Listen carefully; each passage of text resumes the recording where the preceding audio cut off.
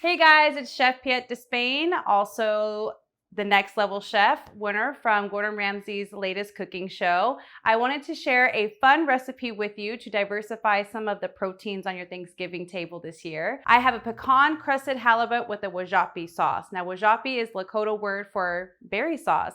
So I've taken 3 different types of berries and cooked them down into a thick sauce you're gonna coat over the top of that fish, and it's gonna be delicious. The first step is going to be making the wajapi sauce. So here I have a small pot here that's on a medium to high heat, and all you need to do is add some of your favorite berries. Now, if you didn't know, berries are actually indigenous to the Americas. So here I have some blueberries, some raspberries, and blackberries, and you can just add them to your pot.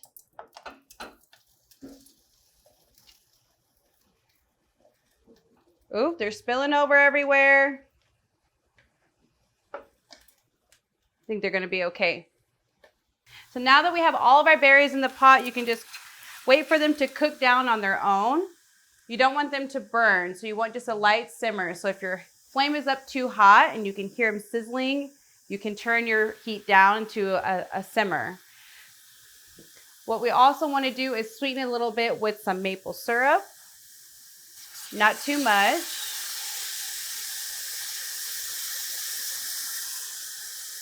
And just a pinch of salt, just to balance all of those sweet flavors out.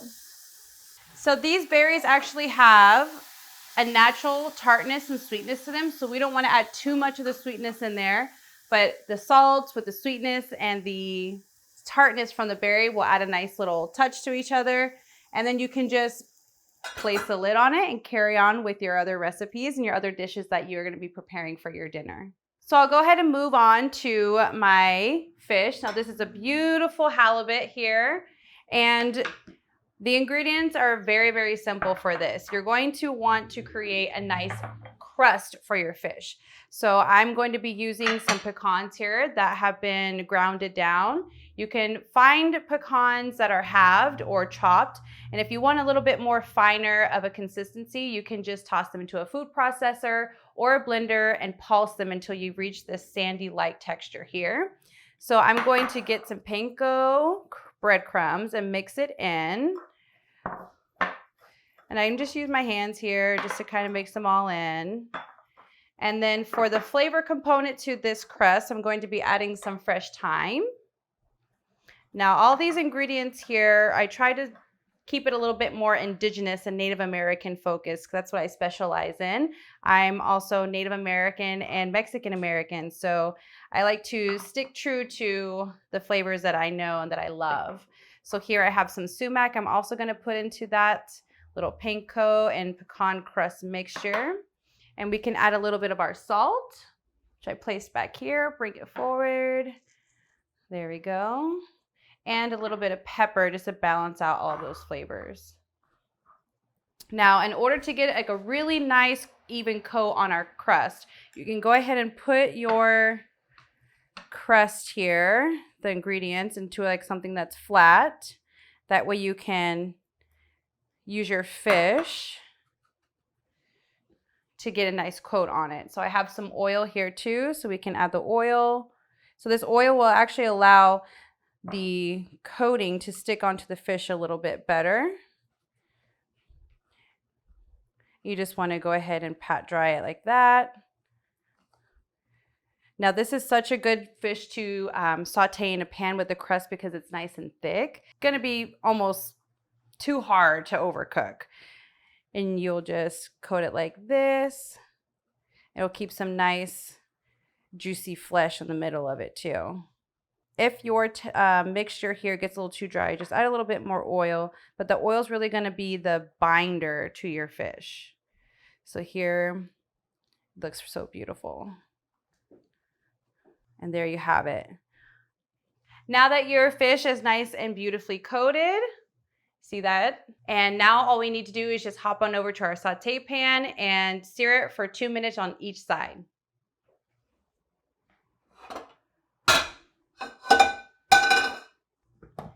I'm going to take some of my sunflower oil here and add it to my pan just to evenly coat. Now I really like to use sunflower oil when I'm cooking because it does have a high heat point and it won't get too smoky and burn before your fish is even done. So now that I've coated the pan with some of that sunflower oil, I'm going to go ahead and grab my beautifully crusted fish and we're going to start to sear it on 2 minutes on each side.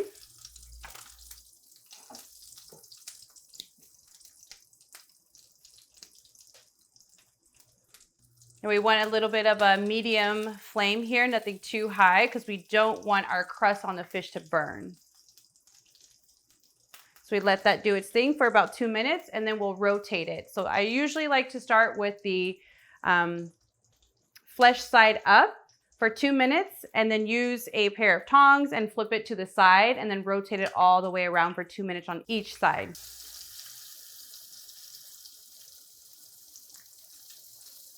All right, look how beautiful this crust is on this top side so far. It's pretty perfect if you ask me. And wait a few more minutes so that we can get the same color on all 4 sides.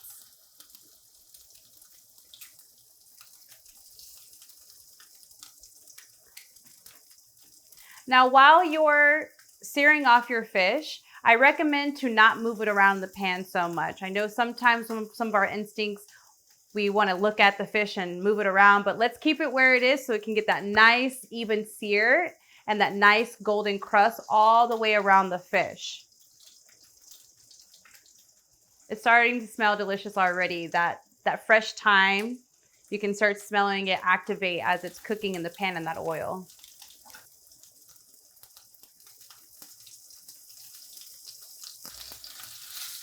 Go ahead and rotate this over.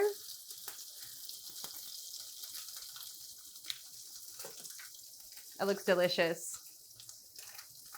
Now, while my fish is searing off, I'm going to take a quick peek at my sauce here on the back burner, see how it's doing. Oh, it looks so beautiful. Look at these colors here. So it's at a light simmer. It's not over boiling. We want that to continue to cook down.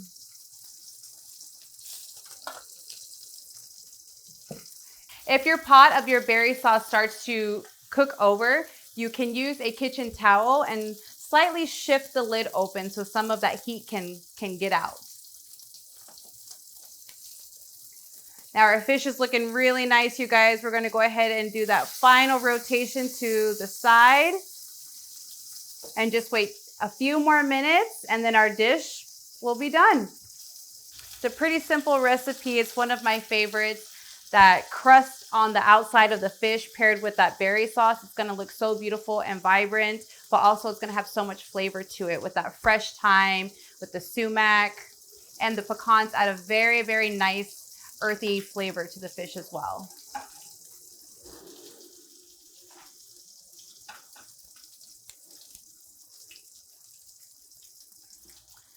So it's looking like our fish is finished. It has a nice, beautiful brown crust on all 4 sides.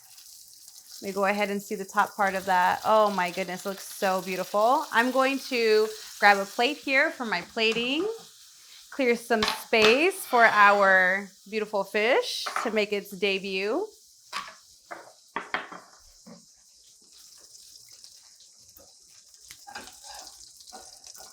Okay, here we are. Wow, look how gorgeous. She's a star. Look at this. It's beautiful, it's perfect. So next what we'll do is we can go ahead and grab our sauce that's been cooking back here, take the lid off. Oh yeah. Now if you want to cook this down even more, you're totally welcome to do that. I like some of these little chunky parts on there just to add some texture to the dish, but it's going to taste so beautiful and wonderful. Let me grab a spoon and we'll do some serving up here. Oh my gosh, this is going to look so gorge. And put some of the sauce here on top. Oh my goodness. And there we have it. This beautiful white flaky fish has transformed into this golden brown, beautiful crusted fish here with this sauce on top that just looks so vibrant and beautiful. So can you imagine having this on your holiday table? Everyone's gonna be like, ooh, ah, what is that? I hope you guys enjoy this. I hope you try this out. And I hope that you are able to add a little bit of culture into your table this holiday with wajapi sauce made from berries and this indigenous version of a pan-crusted halibut fish.